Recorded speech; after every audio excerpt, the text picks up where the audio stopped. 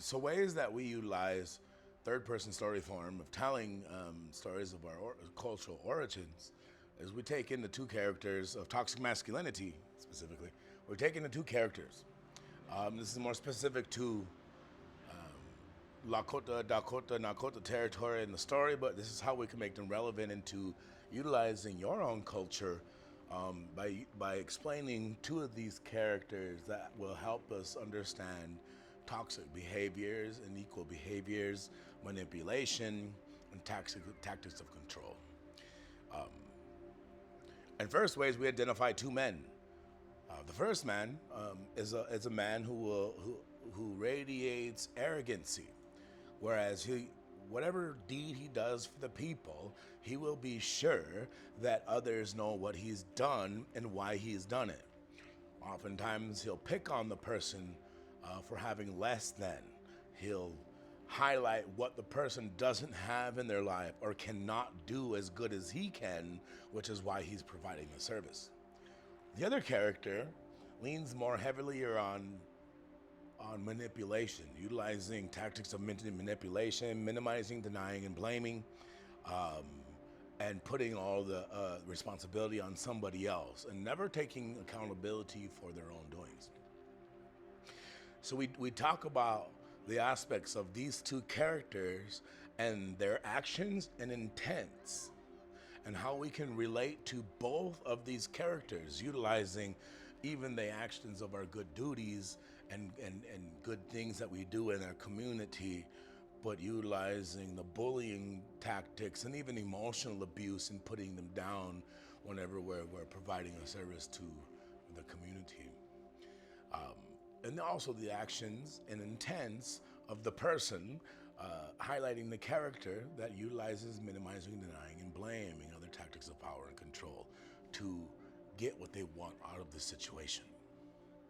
So we explain them behaviors and the story and what goes, how the manipulator will trick the arrogant ego to do something in order to get themselves hurt. Once the egotistical arrogancy gets themselves hurt, they begin to use a style of asking for forgiveness in a way that they've been humbled, and only asking for the forgiveness after the consequence they suffered, which then turns the one who manipulates into I was right about it all along. You are the wrongdoer or the doer of wrong, and highlights that within other people to make fun of that individual. This highlights two behaviors that we do as men. But in turn, the one who is arrogant, all their talents and things that they were great at are taken away. So it's a way to utilize the story form of behaviors that we internalize, but it allows people to put themselves in that situation, asking them, in what ways were you like this character? In what ways did you hurt people with intent? What was your intention of those behaviors? And then at the end of the conversation, you create a belief in the people that you share this third-person story form with. At the end of an understanding, they will have created a belief in themselves that they were like the manipulator or the arrogant, egotistical character. The story starts with the origin of a ceremony that we call the puppy ceremony, the Shunkpala ceremony. And the ceremony talks about two songs. I talk about the relationship between our understanding of them and where they come from. A lot of times today, it happens at Sundance. Sundance on the third day, some special rounds happen where these men, these contrary men, they call Heoka. They will come out and they depict a story and they tell a story out there. And in turn, the singers will sing a song calling them in. And at the very end, they'll sing a song that is calling them out, and having them go home now to travel back.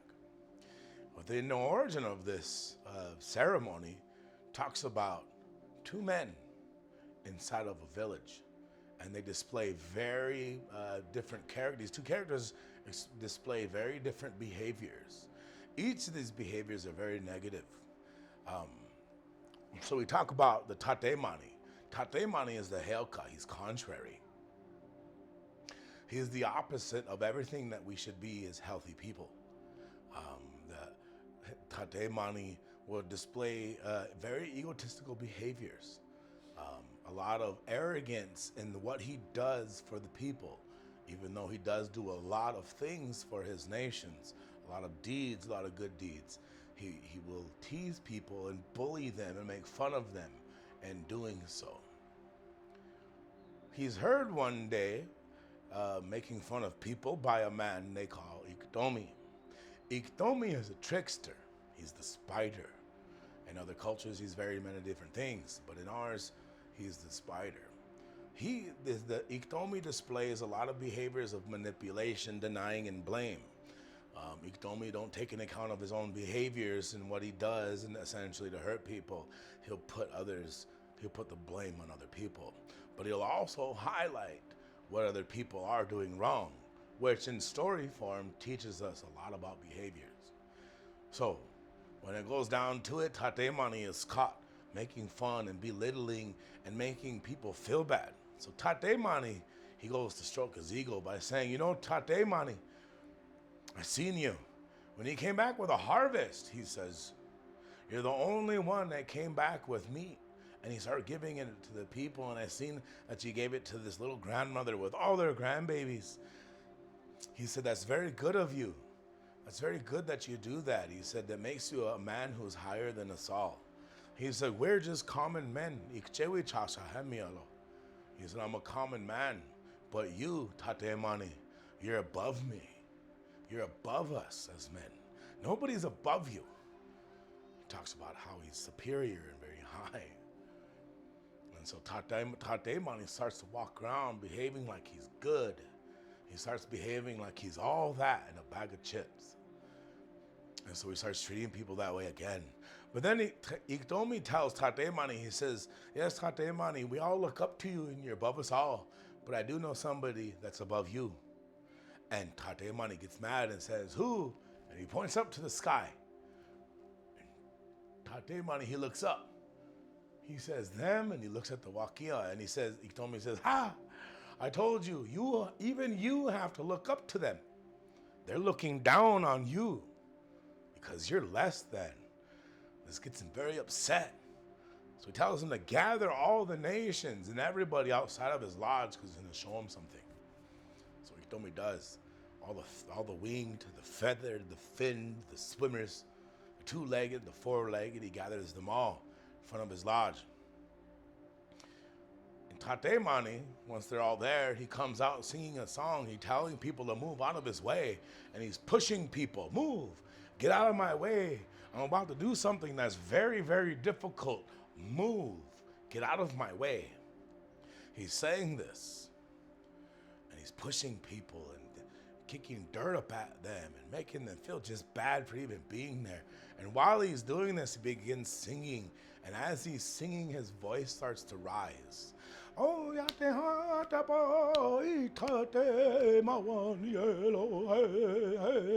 and he's dancing in this circle. And his voice begins to be higher than the birds fly. And then he stops, creating this dust. And when the dust settles, everybody's looking around where Tate Mani is. And he yells down, Iktomi! What's up? Now, culturally, that isn't necessarily in the story. It might not be what Tate Mani said. But in my story, my rendition, Tate Mani said, what's up? So Iktomi says that we see that you're very powerful and we all still look up to you. Yet, the Wakia are above you, and he looks up and sees them all and tricks them again. He said, see, even you have to look up to them. And he begins to go and go and go, and he gets more angry when he's going up.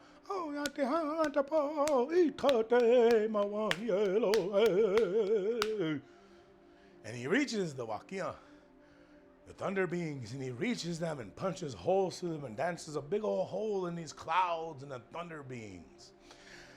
Those of us with special abilities in knowing what things are, cumulus nimbus clouds way up in the sky, and they come up. And he told me, and all the nations are looking up at him in awe. And he yells down, he says, "Yo, Iktomi, what's up?" He says, "Can you not see where I am? Can you not see that I'm above your so-called sacred Wakio Oyate, belittling a powerful being?" And just then, he's struck with lightning. He gets struck with this lightning, and everybody sees it way up there. And you can see Iktomi on the ground, rolling with all of his hands. He's rolling on the ground, holding his belly, laughing at him. And then he gets struck with lightning again, and again, and again, and he begins to fall. Every time Tate Mani is struck with lightning, there is something that is taken away from him.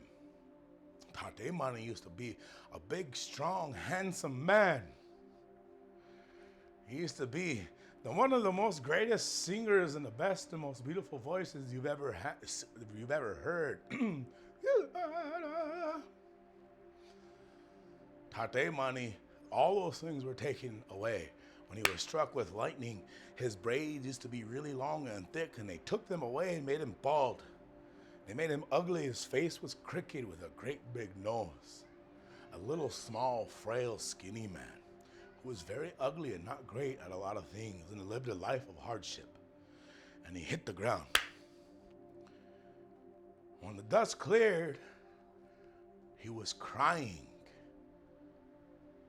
Tate Mani, they tell in the story that he was crying.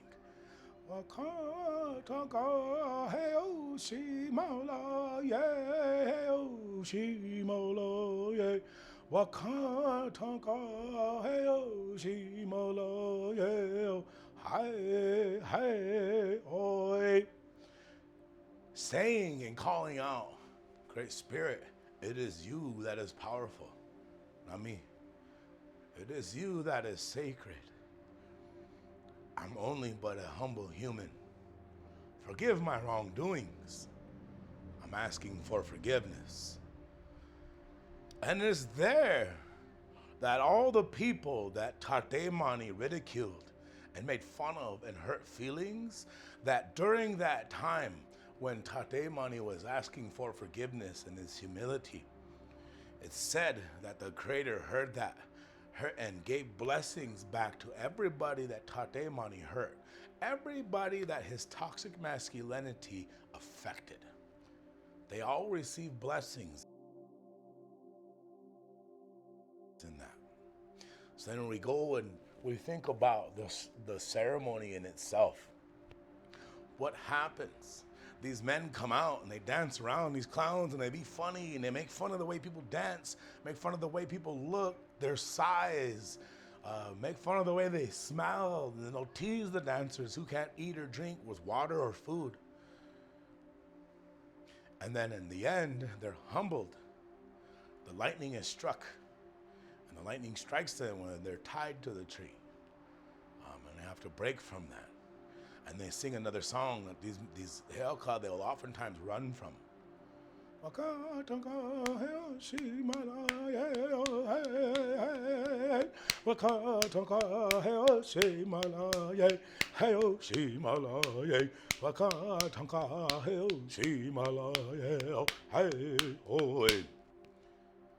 It's the origin of these two songs, but it teaches us as a behavior. And the ceremony come Ekta Ihana, a long time ago, that our ancestors' behaviors that they dealt with and struggled with. And even today, we deal and struggle with the same behaviors that become toxic within us as men. And so we take the cultural understandings that we have and we utilize them in today's setting because we're making the same mistakes and we're creating the same type of harm. We're using the same type of behaviors that our history's culture teaches us about.